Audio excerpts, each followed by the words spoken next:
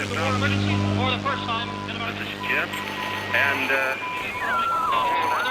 Receiving this message. We are Ken Jennings and John Roderick. We speak to you from our present, which we can only assume is your distant past, the turbulent time that was the early 21st century. Fearing the great cataclysm that will surely befall our civilization, we began this monumental reference of strange and obscure human knowledge. These recordings represent our attempt to compile and preserve wonders and esoterica that would otherwise be lost.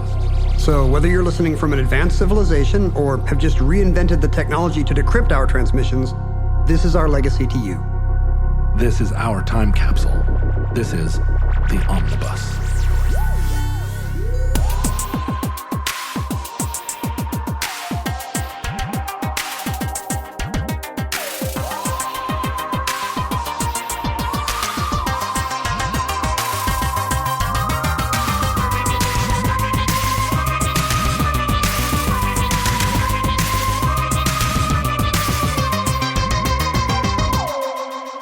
You have accessed entry 786.LK0161.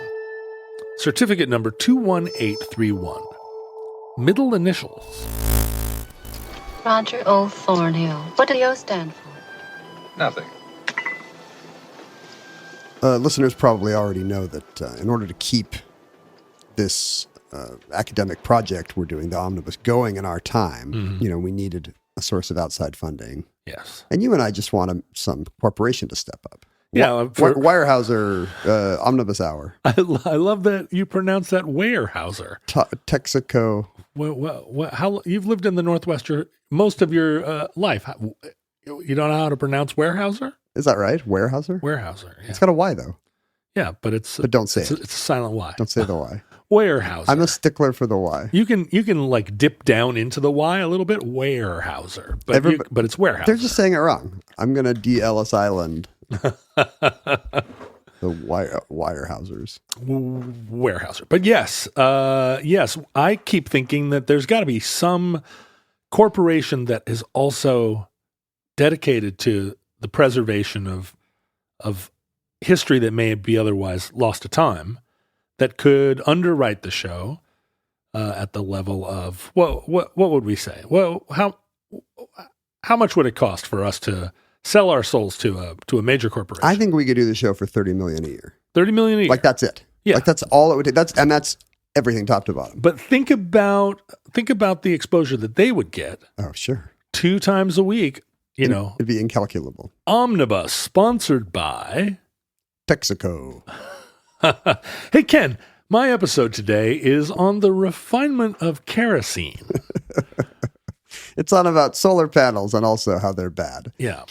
But in the absence of climate change is a hoax, Ken. As we know, in the absence of a corporate sponsor, we've had a grassroots movement of like-minded individuals who support the show every month on our Patreon. We recognize that a hive mind is as good as a corporation. Better.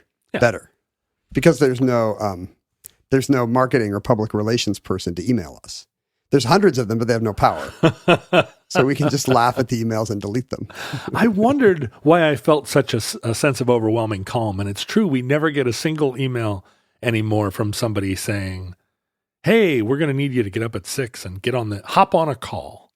Right. Nobody wants us to hop on a call anymore, and it's great. Although, one of the perks we offer at a certain tier of it, we're not above prostituting ourselves in any way.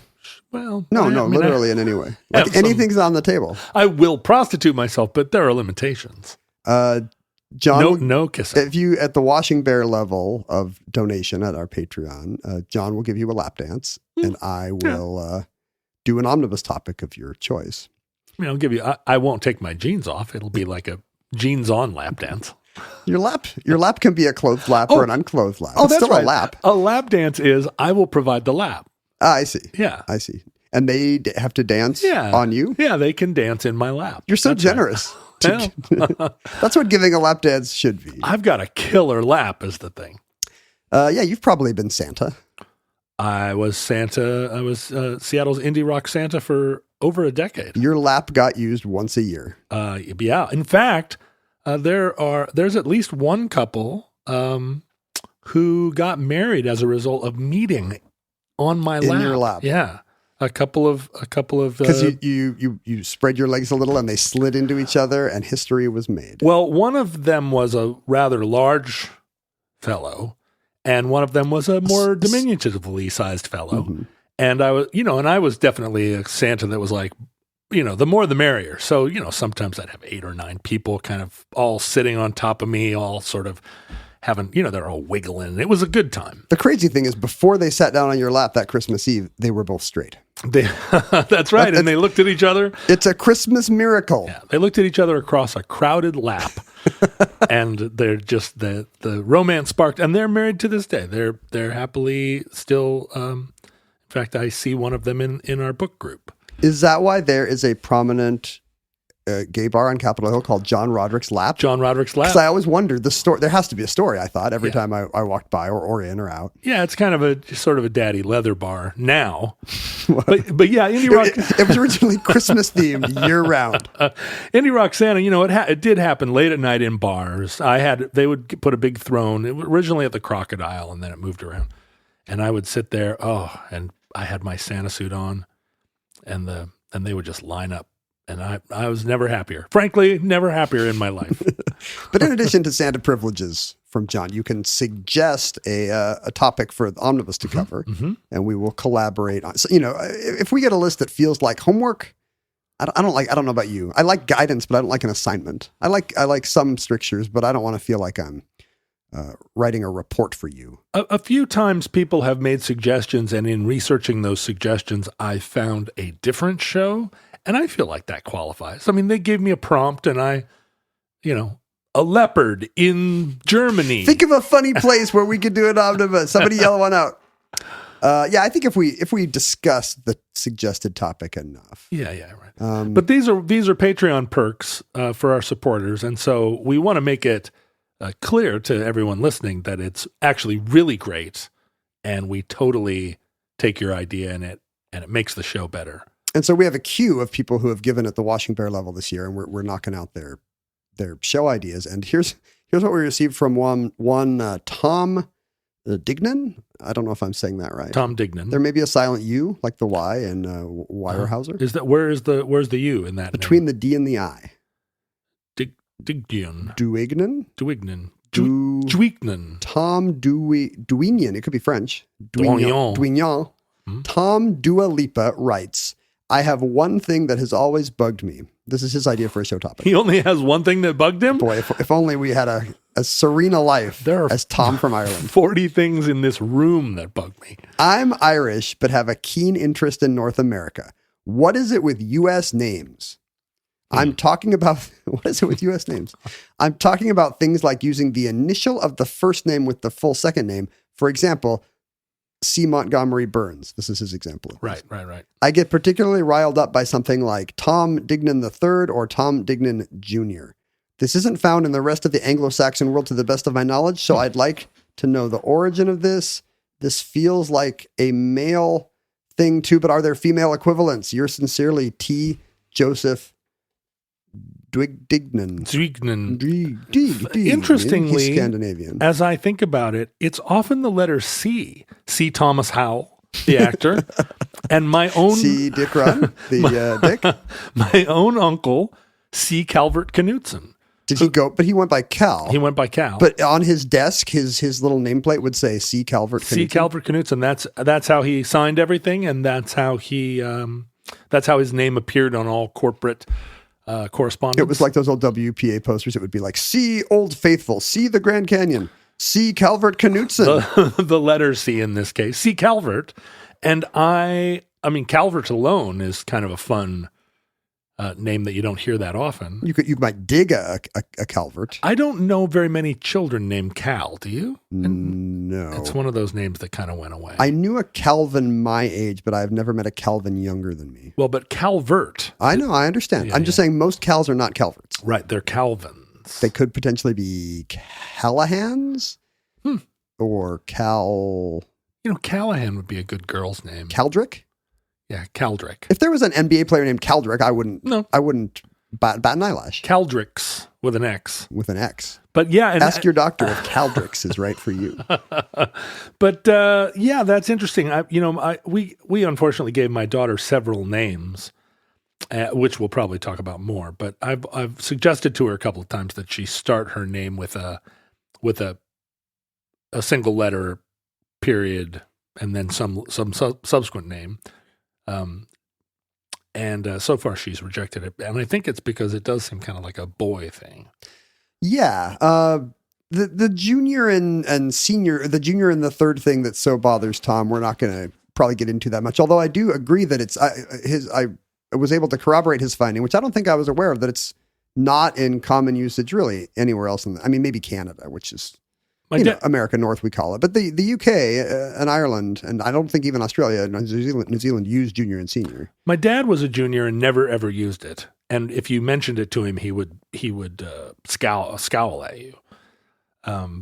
But I had a friend in high school, Richard Winfield Garnett III, and I used to really object to him calling himself the Third because my understanding was that you had to have the first die. Wait, they all had to be alive at the same time. They all had to be alive at the same time, right? And his grandfather had died, and I said, that makes you Richard Winfield Garnett II. And he was like, no, the third could.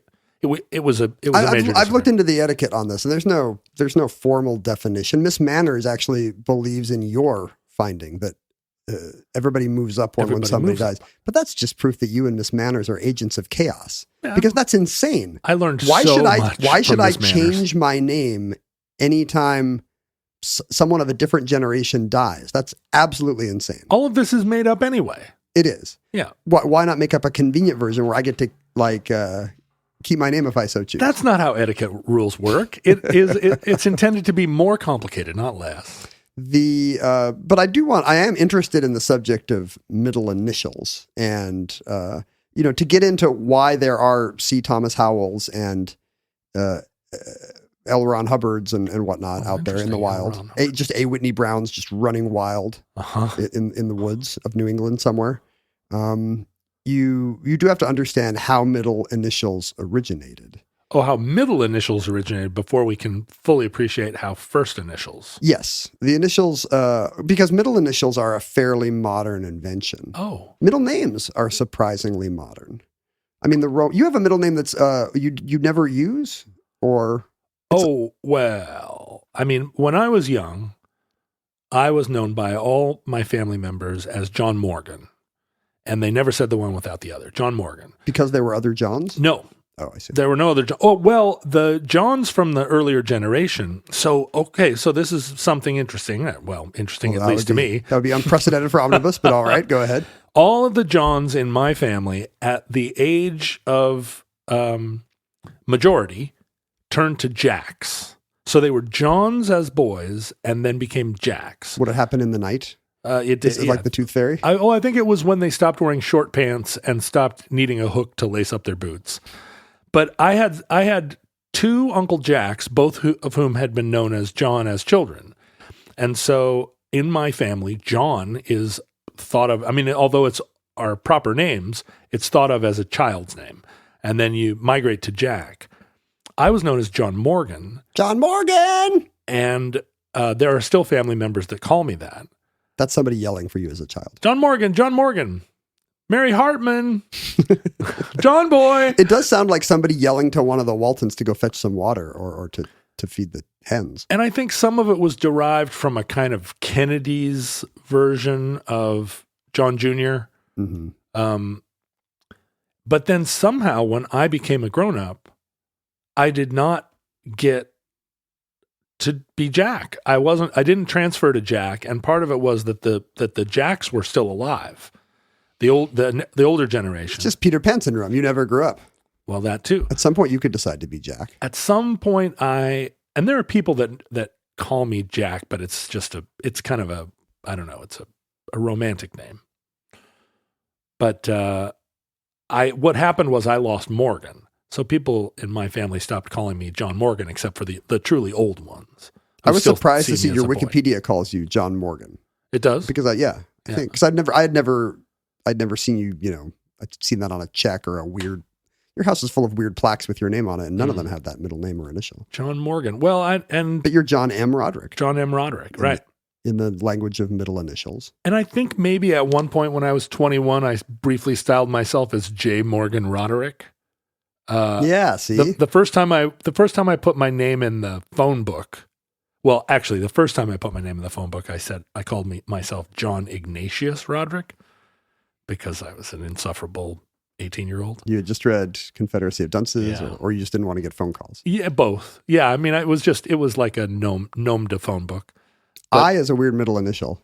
You don't trust somebody who has, if somebody has an X as a middle initial, you're like, fine, this guy's Catholic. Sure, Xavier. Yeah. But if somebody has I as a middle initial, you really wonder what went wrong. Ken I. Jennings. Well, yeah, but you could be Catholic. You could be a Jesuit.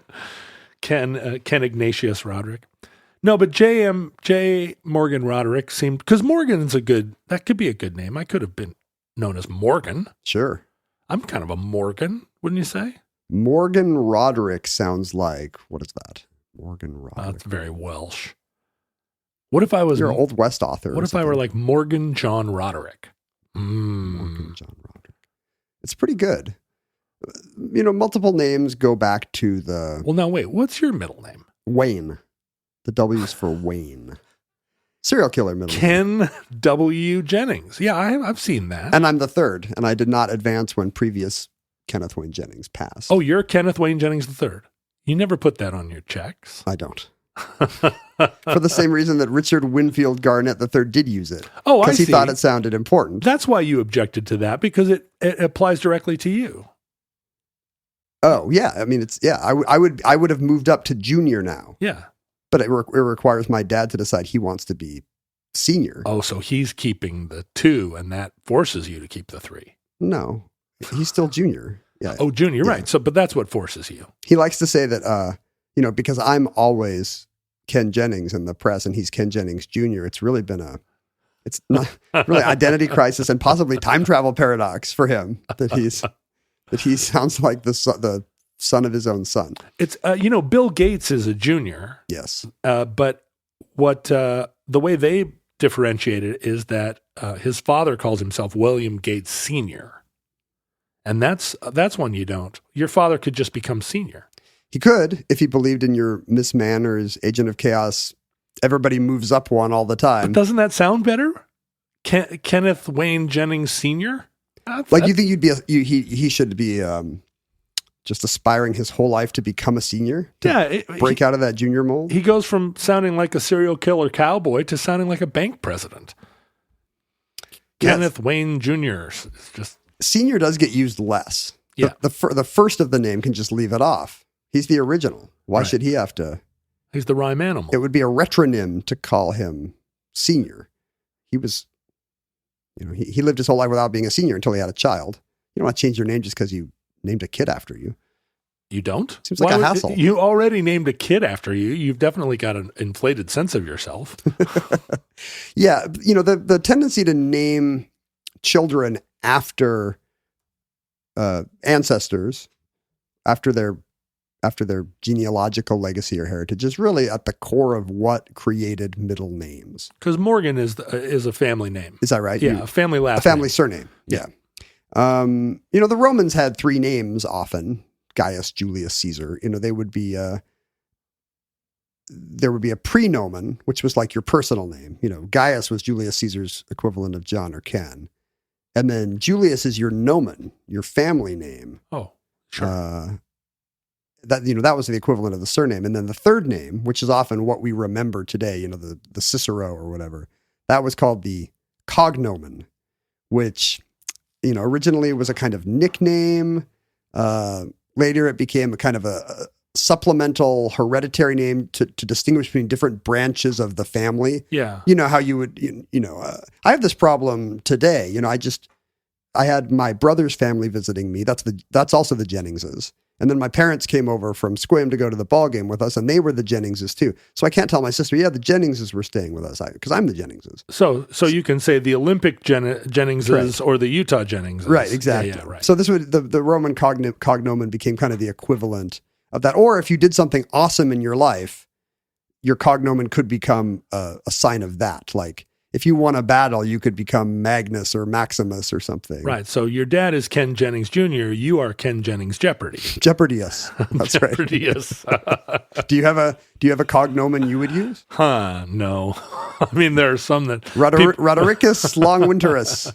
there are some nicknames that people might apply to me, but I'm not going to adopt them myself. And as a result, you could have it became fashionable because fads always sprawl to have multiple cognomina, where if you accomplished multiple things, you would just keep adding names. And this seems a little odd to us to have the family name in the middle and then a series of kind of descriptive or delimiting titles. But this is the exact same system that's used today in a lot of East African cultures, actually. So it's apparently there's something intuitive about it, because I assume these Bantu people did not get it from reading about Cicero. Well, in Hungary, the last name is first, and that's true in Korea too, right? Yeah, and China, and it's Japan as well. Oh, the last name is first, really? Oh, I didn't realize that about Japan and China. I mean, you can say it's commonly anglicized, especially for Japanese people. You would say, well, it's Ichiro Suzuki, but if they were saying it in the old-fashioned way, the native way, they would say Suzuki Ichiro. You put the surname first. I did not know. Maybe that's part of the Asian ethos of putting family before self. Yeah. You literally do it. I wonder about the Hungarians, because it's not something that happens anywhere else in Europe. But then, of course, they aren't from Europe, the Hungarians. Don't get me started. The Hun. On the The Hun in Hungary is for Hun, right? Right. It's for honey. Honey, I'm home. I'm Franz, composer Franz Liszt, or Liszt Franz, you would call me, since we're both Hungarian. So multiple names are used. What we think of as a surname, we think of it as just a worldwide convention that the first name is the given name and the second name is the surname. But as you've mentioned, the family name. But as you've mentioned, it's different in Hungary and East Asia. There are variants of it all over. In Russians have patronymics where your last name is just. Or your father's name. Yeah, you have a middle name that means like son of, and then your father's name. And in Iceland, that is the surname. Right. Vigfern's is his daughter. In Spanish-speaking culture, people have two different last names, Gabriel Garcia Marquez, and one is your father's surname and one is your mother's. Oh, and which comes first? I think it's father, then mother. Oh, interesting. And father gets retained. These are, let's not kid ourselves. These are still machisto patriarchal cultures. So Gabriel Garcia Marquez's children, were there any, would have the last name Garcia, not Marquez? Yeah, they would keep Garcia and then their mother's name. Oh, how cool. If I understand correctly. I mean, the reason I'm named John Roderick is because the Welsh were son of, John, son of Roderick, Roderick, son of John. And I think in my family pre-English administration, they just traded 5 or 6 different names. And this was the problem, because even in a small town in Wales, you've got Roderick, son of John, who was son of Roderick, who was son of John.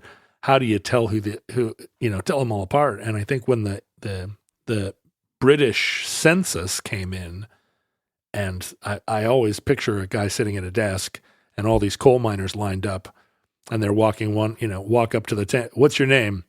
Roderick, son of John. All right, you're John Roderick, or you're Roderick John, and just write it down in a book, and then it enters into history. It's in the Domesday Book. It must be true.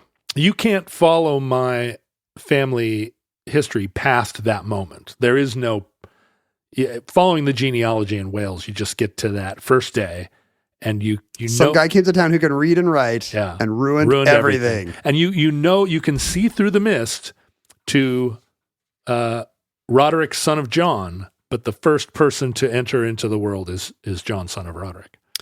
Yeah, the lack of opportunity for confusion, just the fact that you know fewer people, is probably what kept middle names from becoming common in medieval Europe. If you know one guy named Jeffrey. Yeah, Cedric. You're good. Calvert. There can't be more. It's not going to be more than one Calvert.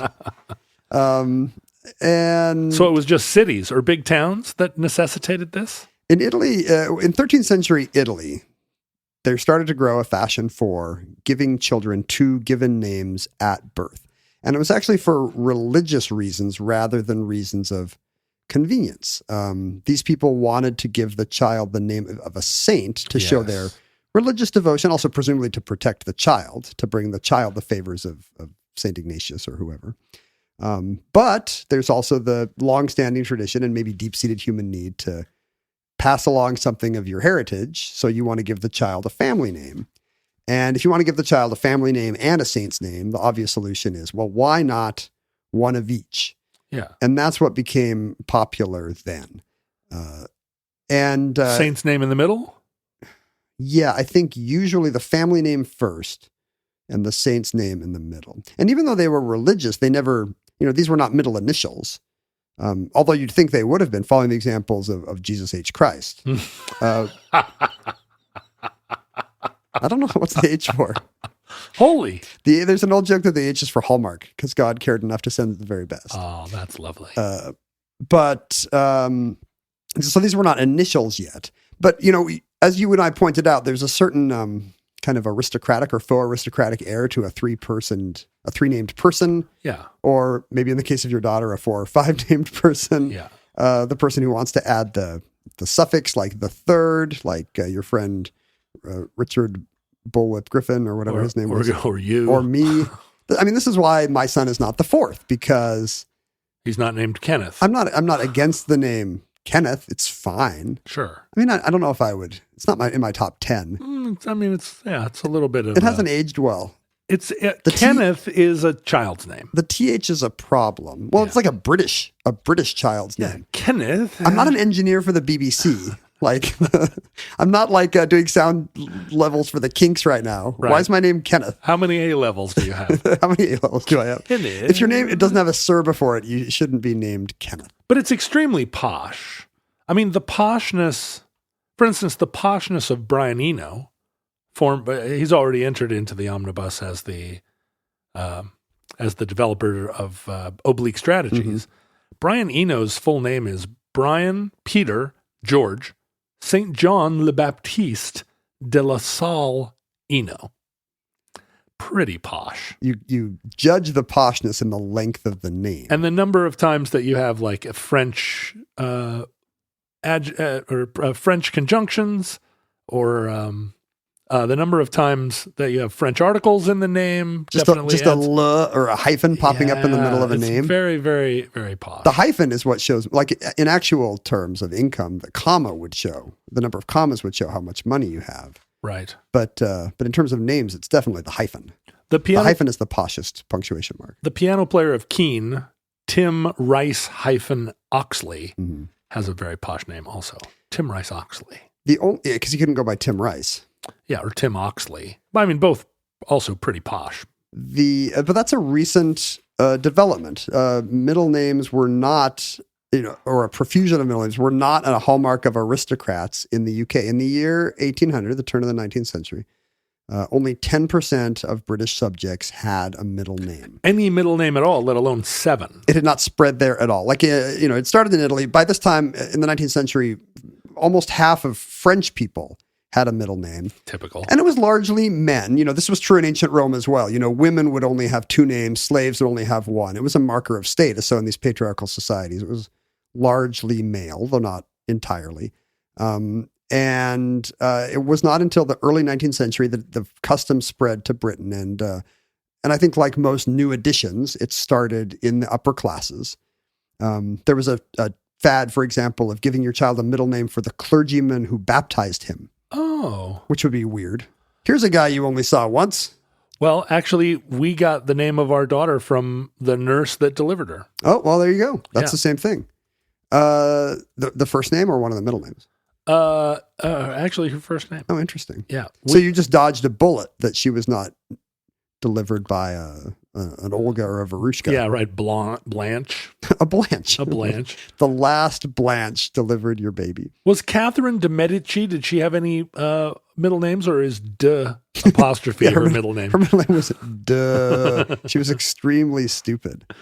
No, I don't believe so. I mean, if you're nobility back then. Wait. Oh, does she have multiples? Caterina Maria Romula de Lorenzo de Medici. Well, there you go. Wow, look at her. So in continental Europe, it was already becoming a sign of status to have a profusion of extra names. Yes. Just like all the extra other things you have. You have extra paintings, you have extra country homes. Why not extra names? And this is true of names today. Have you seen the Freakonomics research about how you can use Social Security information in the U.S. to see a new name enter in kind of affluent? These are the people with the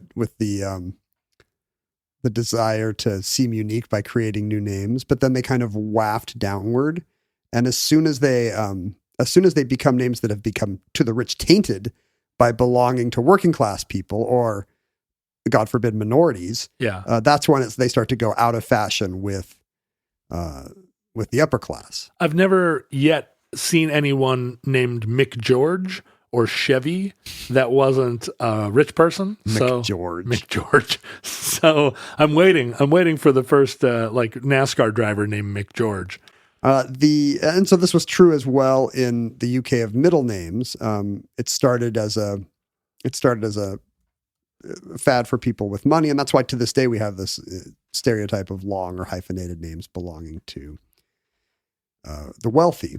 And then it started to spread downward. In the U.S., it was not common during the colonial period. None of the founding fathers had middle names. Only 5% of Americans at the time of independence had a middle name. And yet, 100 years later, roughly, by 1900, it was almost universal. Whoa. So there's an interesting thing, a tipping point that gets reached. How quickly did that happen? It's a century. It's not a generation, but it's a century. Uh-huh. And in the 19th century, now we have data. We can start to look at who these people were. About 3/4 of these middle names were family names. They were lineage. But fully a quarter of them were for heroes. In the Chesapeake region in the 19th century, fully 40% of families had a child named after George Washington.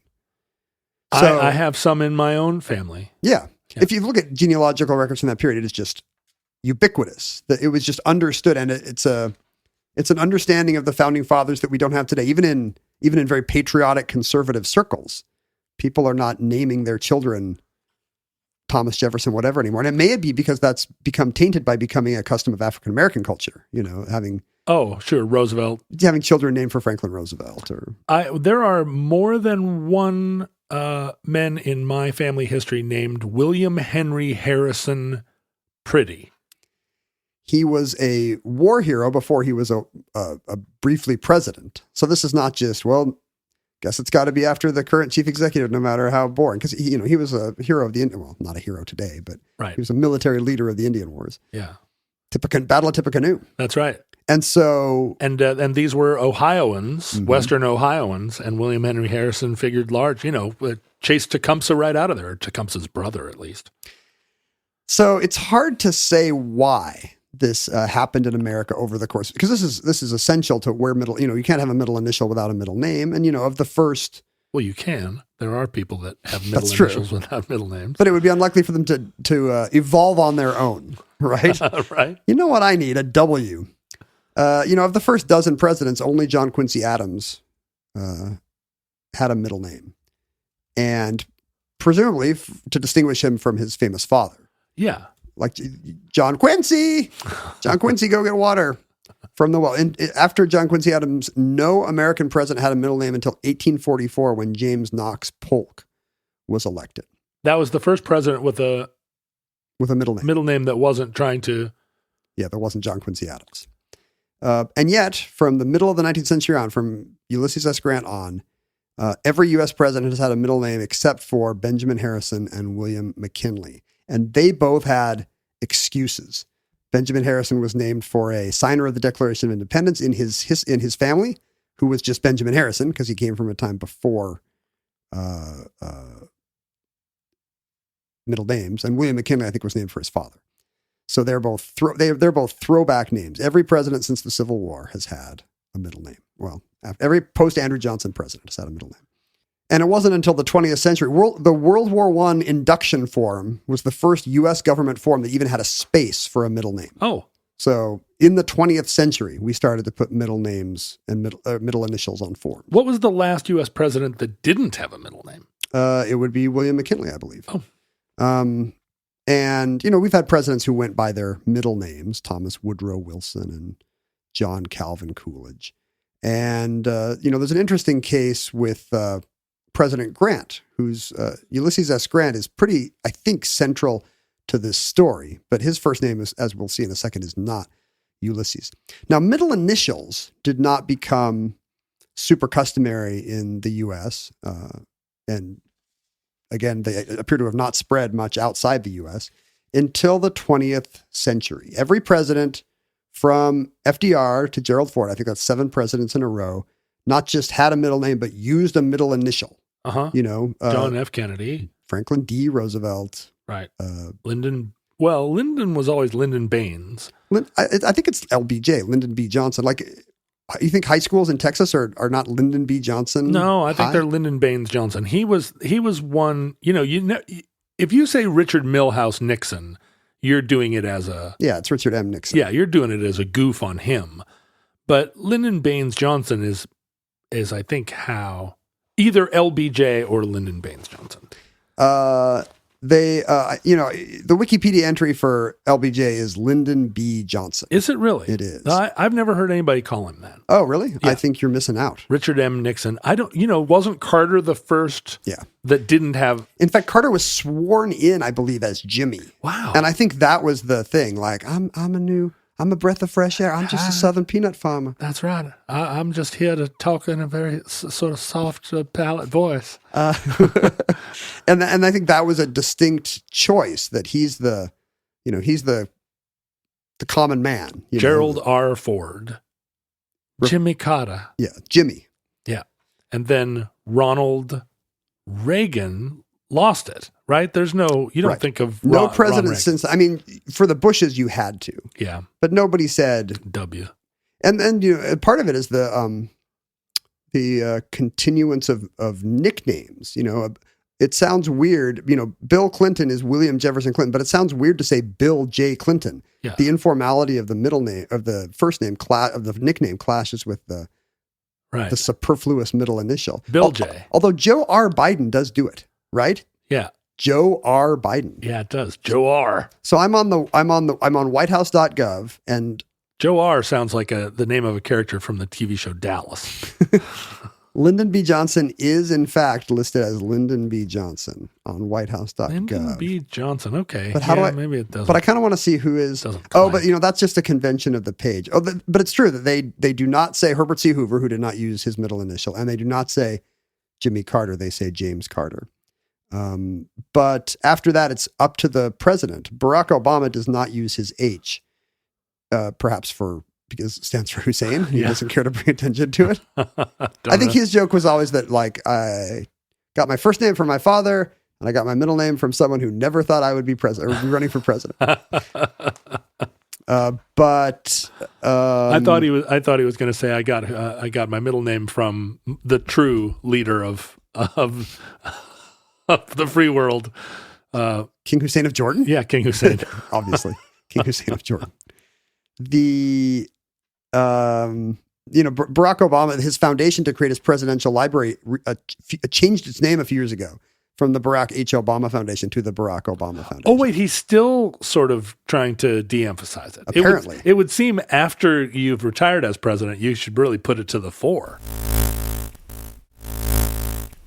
I have to wonder why middle initials in the 20th century. I mean, you can say that the profusion of middle names in the 19th century was a result of this increasing density we've talked about. Now you might know 2 John Smiths, or your employer's files might have 2 John Smiths, and suddenly there's more utility to being able to distinguish between them with a middle name, a second given name. But why a letter showing up in a name?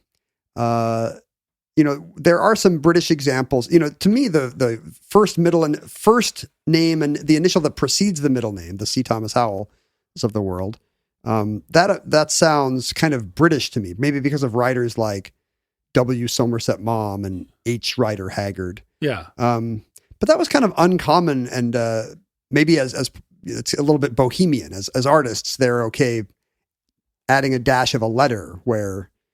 Why did Somerset Maugham not go by what I presume is William? It is William. And I think often his books would say William Somerset Maugham, but friends called him Somerset.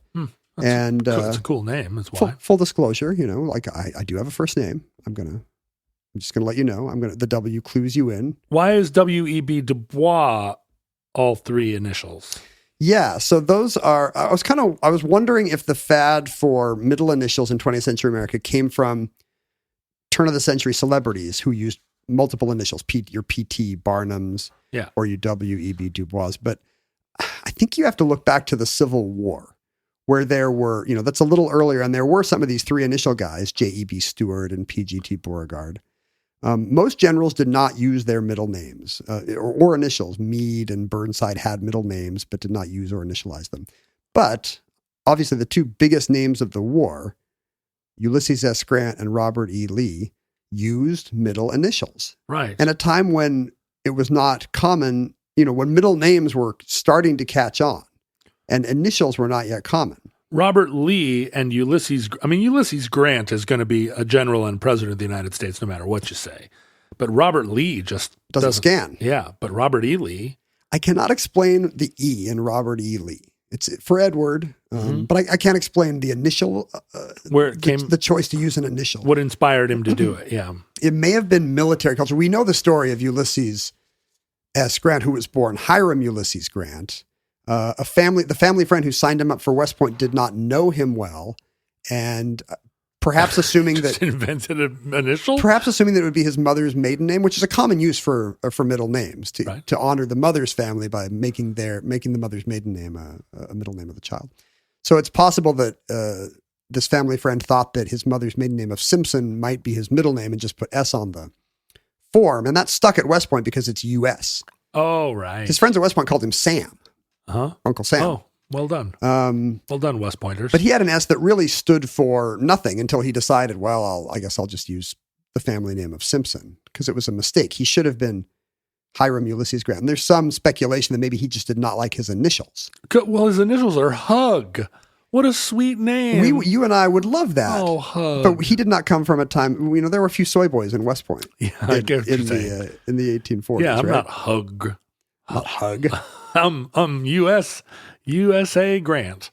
And I wonder if there is something about... And the guy that promoted him just didn't even know his first name was Hiram?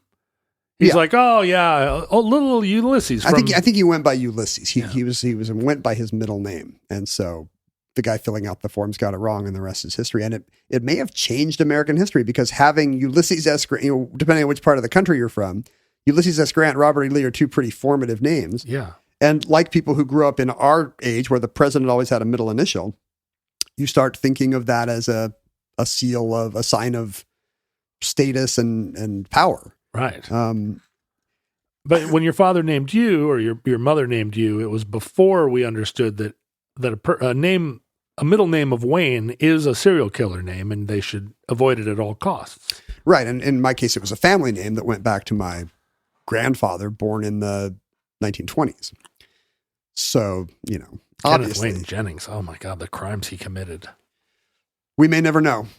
We may never know all those, the explanation behind all those disappearances and. Yeah. Oh, that's right. You're all those missing drifters. Pretty good at the perfect crime. Do you think it's something about, it certainly matches our idea of 20th century military culture, that they would be okay with a letter standing in for a name.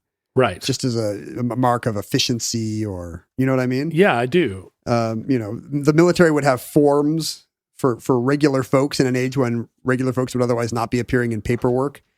So maybe there was something about military culture that made Ulysses S. Grant or Robert E. Lee sound not avant-garde, but sure, it does a certain have kind of rigor, a kind of formality I guess it feels strong. And in the 20th century, there was so that's what came to be conveyed. I don't know if it's inherent or just the fact that it started out with these generals, but it conveyed a certain kind of strength and official status, and it just became de rigueur. In the 20th century, everybody had middle initials. It spread even to fictional characters. It came to be realized that there was a certain funny tension between the formality of a middle initial and the reality of a kind of off-the-wall character. So you get Alfred E. Newman. Alfred E. Newman, exactly. or John Q. Public as kind of a joke about, Mr. and Mrs. Middle America are John Q. Because it's funny, there's his middle initials Q. And we have because these things persist in popular culture longer than in real life, there's still James T. Kirk, where it stands in for authority, and Homer J. Simpson, where it's a certain kind of old-timey dadness. I don't know what Wile E. Coyote is. It's not even much of a pun. Wiley. It always bothered me. Wile is not a name.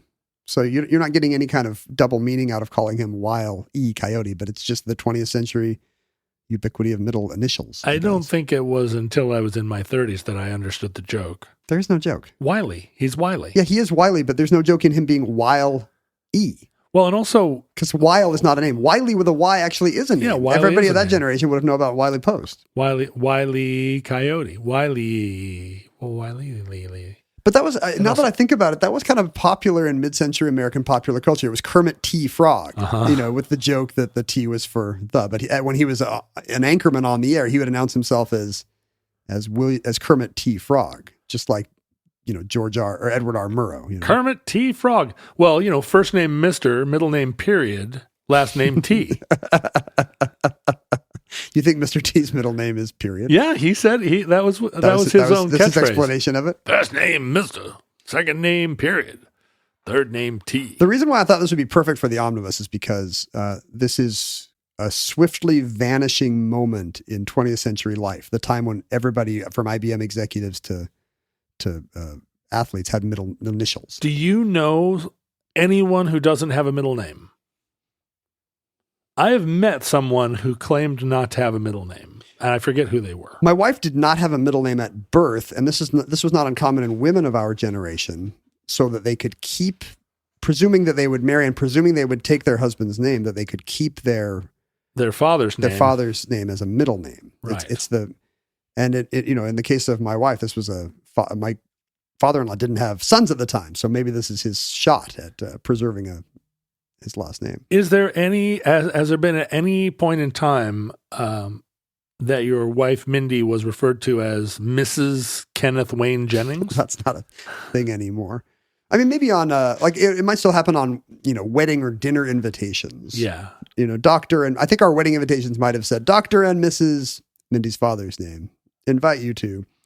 Right. I see. But that seems to be going away for ideological reasons. Yeah. The idea, I mean, it's weird enough that the custom is still for many women to change their names at marriage. The idea they would lose their given names as well. I saw it not very long ago, Mrs., William F. Banks or something. And I don't remember what the context was, but it definitely was like, oh, wow. Still? Whoa. Hecka-slamming. Is it hecka-slamming? It's not really hecka-slamming. It was just, I got hecka-slammed.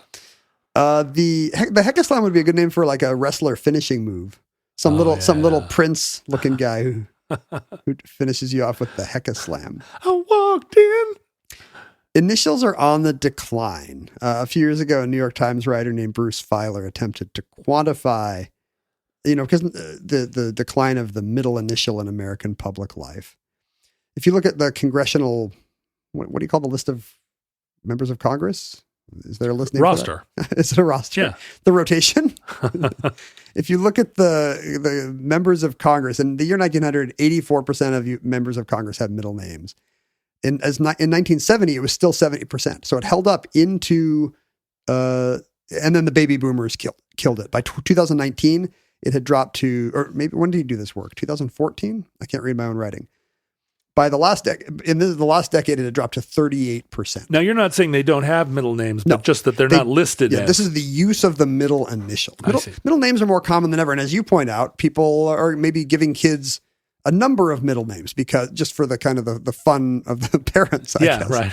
The child will not benefit by this in any way and might in fact be annoyed by it.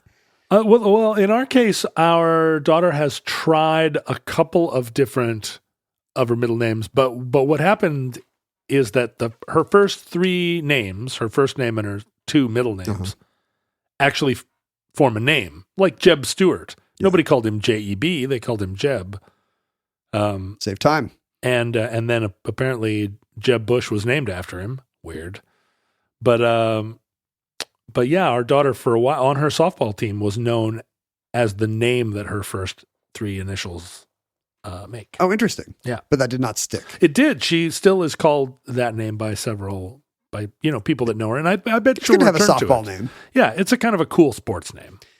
Yeah, I know many parents who have given their and it really is just, I think it's kind of the ego of childbirth, like the creative impulse. Like why give a kid one name if you could do 6? Yeah, why not put McGeorge in there? But the loss of middle initials, I'm assuming is maybe more of an egalitarian impulse. Part of the Jimmy Carter vibe of like, I'm not one of these Washington people. The reason I didn't name my child Kenneth Wayne Jennings IV, because it sounded a little bit priggish, I think. Oh, I see. The fourth, I think, is always a bad idea. Well, also, he would be the third now because everybody would have moved up. We don't do that in our family. That's not correct. So there was a... And you gave your son like a cool hippie name, like Dylan, like a handkerchief around the head. It's a middle name. So he could actually be T. Dylan Jennings if he wanted to be a... But today I feel like that's also been colored as priggish just by all the kind of robber barons and J. Pierpont Morgans and J. Paul Gettys and T. Boone Pickenses that did it. But T. Dylan sounds very bohemian to me. T. Dylan Jennings. It used to sound bohemian. Yeah. I think to have the initial first, like I think Picasso experimented with being P. Ruiz Picasso, when he would sign his work. Or maybe it was, maybe Pablo Ruiz P or something. But yeah, Pablo Ruiz Picasso is a hard name to say. And it also... Not for them. But Pablo Ruiz, it's like Pablo I'm sure it Ruiz. trips delightfully off the Latin Pablo tongue. It's just Ruiz. us. It's just us Northern Europeans who can't hack it. But it doesn't sound like a cool painter. You're right. You can see why he went with Pablo Picasso. Bubba. It's the rhythm of it. Nobody ever called Pablo Picasso an asshole. Bruce Feiler, well, probably all of his wives and mistresses. Bruce Feiler also looked at Pulitzer winners, found that in the 20s and 30s, the majority of them had middle names. By the 40s and 50s, it was down to half. Then there's a big dip between the 80s and the 90s. It dropped from 43 to 26% between the 80s and the 90s. And people who previously were using middle initials dropped them. Nicholas D. Christoph, writing in the New York Times, was always Nicholas D. Christoph. And then he wrote a column about how, you know what, this just conveys the wrong thing anymore. This now seems old-timey, and I'm going to lose the D. It was around the same time that Obama's foundation lost the H. It just started to seem like a relic, I guess. To me, it sounds like a boardroom, a 50s boardroom. Huh. And it's still true I've thought about this before because, the U.S. government's increasingly a gerontocracy, and that's why Donald J. Trump and Joseph R. Biden still kind of will have the middle initial probably on their presidential portrait.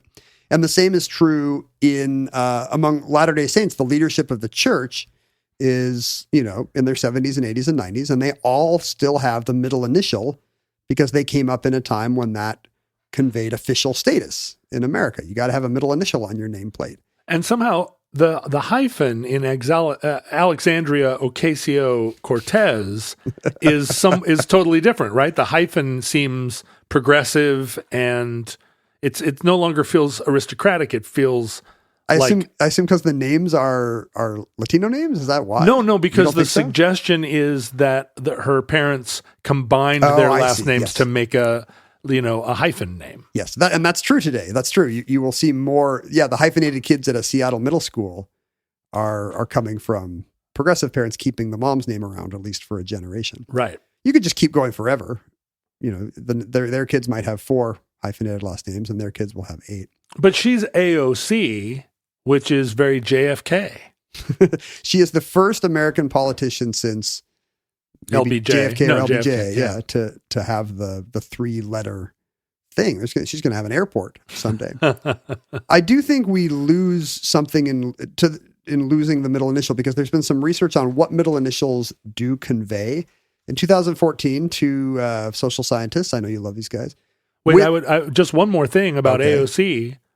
Her mother's last name was Ocasio-Cortez. So that's her mother's name. Yeah. She doesn't have a father's surname at all. Her father's last name was Ocasio-Roman. Oh, interesting. So she was able to keep. I wonder if do you think her mom adopted her dad's Ocasio? Yeah. Do you think she took the Ocasio? I think, is it Ocasio? Sorry. How long have you lived in the Northwest, John, and not been able to pronounce Ocasio-Cortez?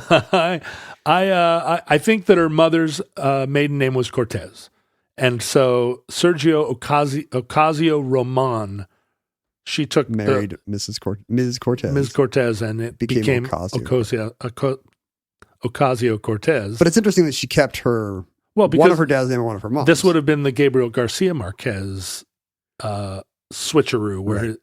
Interesting. Here's what happens when you lose a middle initial, though. There are some costs. In 2014, Wynand A.P. Van Tilburg of the University of Southampton and Eric R. Egu of the University of Limerick. So these are British and Well, it's a British and Irish people. university, but the names appear to be maybe Dutch and of African or West Indian descent. Mm-hmm. They performed an interesting study on middle initials. They would give us, 100 undergraduates a textual sample to read. It was a factual but not technical description of Einstein's formulation of the theory of relativity. They would read a short excerpt about relativity, and then they would report on how intelligent or elevated they found the text of the sample to be. And the sample would be variously credited to a David Clark, a David F. Clark, a David F.P. Clark, or a David F.P.R. Clark. And you will not be surprised to hear. Well, I don't know. What's your guess? Like, what do you think the finding is? What effect does the middle initial have on readers of the passage? Oh, does it alienate? It actually does not. A single middle initial, David F. Clark's work was found to be smarter and more competent than the work of David Clark. Right. When the only difference is the middle initial. I believe it. And that happened again when 3 middle initials were. There's no bump with 2, but a bump to 3, David F.P.R. Clark seemed smarter still than David F. Clark. I believe it. The result, he is smarter. because he's got the F. Yeah. The result held for female names. The result held for asking students which of them they would want to join them on some kind of intellectual competition.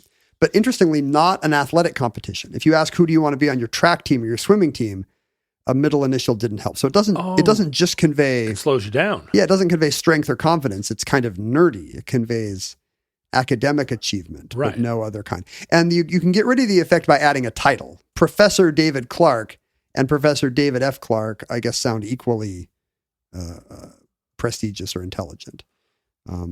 But by losing middle names, to this day, we are losing the, if you want to seem smarter, you can add a middle initial. It's not too late to become John M. Roderick and wow your fans. I mean, I think I am John M. Roderick. No, I don't sign my name that way, though. To Is that go what you by have to do? Yeah, you have to go by it. People John have to M. think Roderick. the way people. I mean, today it's just the only people you see doing it today are doing it for Screen Actors Guild reasons, right? Yeah, right.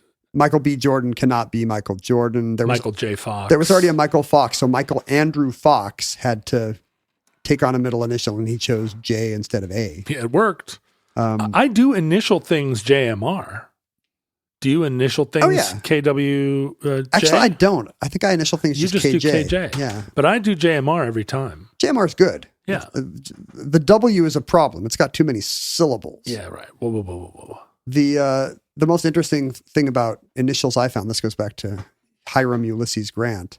There's a 1999 study in which they looked at people whose middle initials formed a word. Okay. And they divided them into good words, Hug. Whether your middle initial is sad or rat or bug or dud. And then they compared that to people whose middle initials were ace or god or win. And in fact, there is a very extremely measurable lifespan difference. What? The four shortest lived initial combinations in the study were bad ones. People whose initials are sad only live to be 59.9 on average. The rats die around 63. The bugs also around 60. The bugs and the duds also around in their 64th year. Whereas Ace lives to be 73 years old on average. God and Win live to be 74. Whoa. I don't know if I believe this result. There could be maybe intervening variables. What it makes me think of is that someone applied for this grant and it was granted and someone spent a bunch of money doing this research, or at least some money. You know what you call that grant? What? You call it the Hiram Ulysses grant. And that concludes middle initials. Entry 786.LK0161. Certificate number 21831 in the omnibus. Futurelings, in the unlikely event that middle names survive into a time when you're all just one big floating mat of seagrass. I mean, in dystopian futures, it seems like the little orphans running around are just named Toad and Scramp. and Newt and stuff. So Right. Bug. you probably all Dud. have little one-syllable names. Hey, Dud, come here. You can find Kenneth Wayne Shepherd. No, Kenneth. You know, Kenny Wayne Shepherd is a famous blues Oh, I guitar didn't know. player. So Kenny Wayne actually has a. There's somebody already out there named Kenny Wayne. As a city dweller, I feel like Kenny is really stolen valor for me. I can't be blind Kenny Jennings. Kenny Jennings? I don't know. What if I started calling you Kenny? I don't think so. When I was a kid, I was often Kenny or Little Kenny because of the profusion of other people named Ken or Kenneth in my family. Right. To tell me apart. Little Kenny. And the fact that that side of the family came from like Texas, Oklahoma area. Anyone ever call you Letter Kenny? No. Oh. No. Or Slater Kenny. Oh. Or different Kenny. I'm out of Kenny's. You can find Kenneth here on the internet under @Ken Jennings. You can still find the shadow of me, the breeze that was once me @John Roderick. But more likely, you'll find me at my Patreon, patreon.com/John Roderick. You can support this show, and we appreciate your support. Today's show, Middle Initials, was, as Ken said at the top, a user suggestion. A Tom Dignan joint, brought to you by the letter W and the letter M. That's right. Ken took the letter W off his letter sweater and changed middle initials into whittle initials. You can support the show at patreon.com/omnibusproject. You can email us at theomnibusproject@gmail.com. You can join with other fans and futurelings wherever futurelings can be found. And you can mail us things. We receive a great many things, including a quilt that's on its way to me. It was sent once and then sent back because Ken and Mindy didn't check the mail. I don't know. Why did they send? We were out of town for a week and the post office just takes stuff out of our box? I don't know. It's weird, but it's been resent. I blame Louis DeJoy. Louis D. DeJoy. That guy, I'm sure, still uses a middle initial. Louis D. Joy. You can send things to us at P.O. Box 55744, Shoreline, Washington, 98155. Listeners, from our vantage point in your distant past, we have no idea how long this civilization survived. We hope and pray that the catastrophe we fear may never come, but if the worst comes soon, this recording, like all our recordings, may be our final word. But if Providence allows, we hope to be back with you soon for another entry in the Omnibus.